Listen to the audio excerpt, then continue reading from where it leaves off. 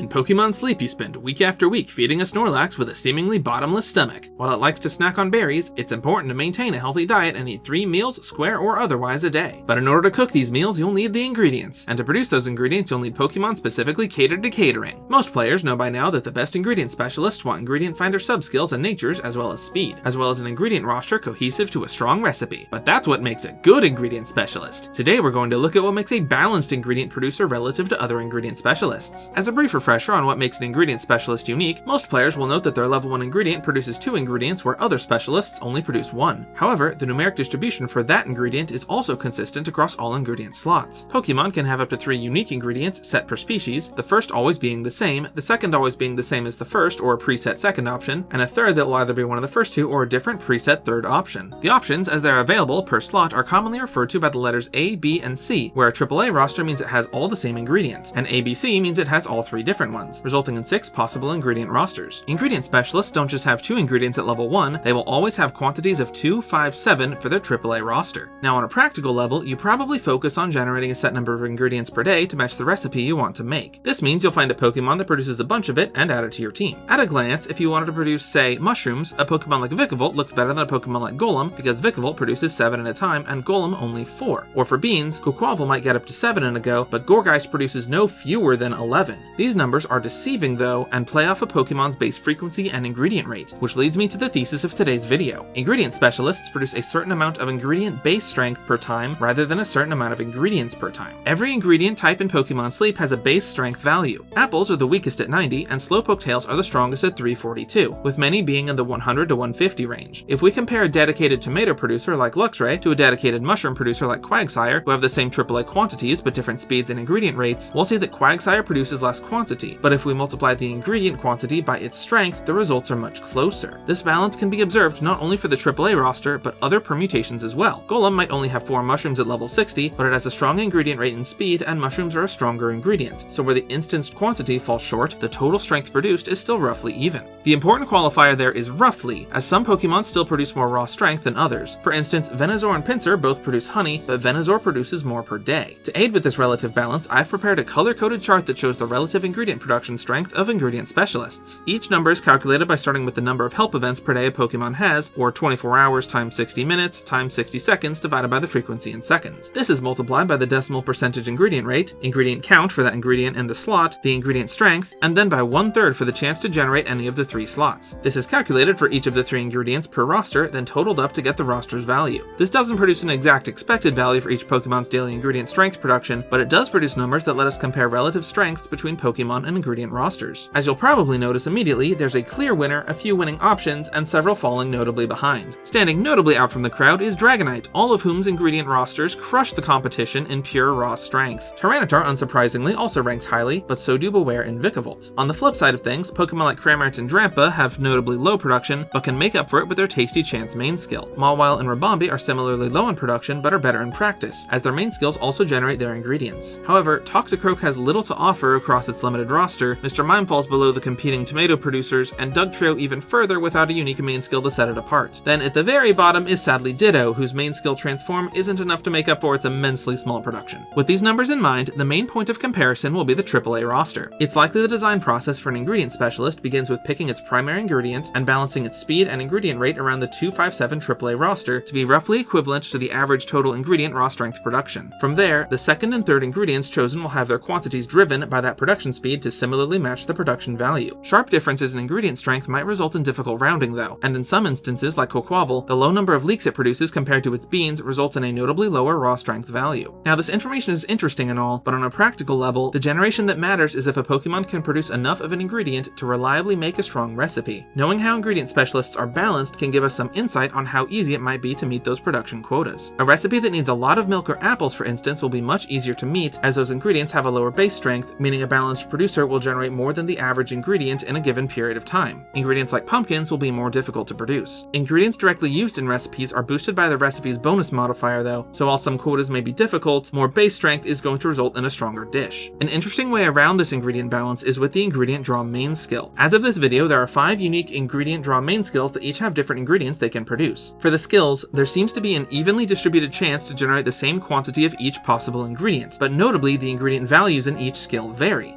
Cressel, for instance, offers oil and potatoes with base values just above 120, but also avocado with a value of 162. Sandslash generates potatoes at 124 and corn at 140, and pumpkins at 250. This can be a powerful method of generating ingredients, but bear in mind the drawback that the produced ingredient is subject to unavoidable RNG and will take main skill seeds to produce in good quantities. The ingredient magnet main skill also offers strong generation at the cost of massive RNG, but if you have many viable recipe options, the pure production might still be a viable strategy. Just make sure to have a plan in mind before going for this. As a last note, I also made a chart with only non-ingredient specialists, and funnily enough, Crustle has some of the best ingredient strength production of a non-ingredient Pokemon before even considering its main skill. Cresselia is also up there. That's all I have to say about ingredient balance. Do you have a favorite ingredient producer? What strategies do you use? Let me know in the comments below, and I'll see you guys next time.